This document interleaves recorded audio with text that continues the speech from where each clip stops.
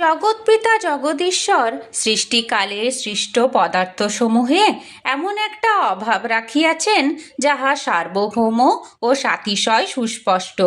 এই অভাবের পূরণার্থে স্থাবর ও জঙ্গম যাবতীয় পদার্থ পরস্পরকে আলিঙ্গন করিতেছে, এবং যখন আলিঙ্গিত পদার্থে আশাপূর্ণ হইল না স্পষ্ট বুঝিতে পারিতেছে, তখনই আবার তাহা হইতে বিশ্লিষ্ট হইয়া পড়িয়া অন্য পদার্থের জন্য আকাঙ্ক্ষা প্রকাশ করিতেছে।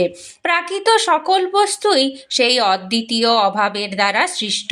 সুতরাং জগতের অভাবময় কোনো পদার্থ দ্বারা কাহারও কোনো অভাব দূরীভূত হইবার নহে। অন্যের নিকট স্বীয় অভাব পূরণার্থে গমন করিলে যে পরিমাণে অভাবের পূরণ ঘটে, তদপেক্ষা অধিক পরিমাণে অপরের অভাব পূরণ করত আপনাকে অন্তঃশ্বাস শূন্য হইতে হয়।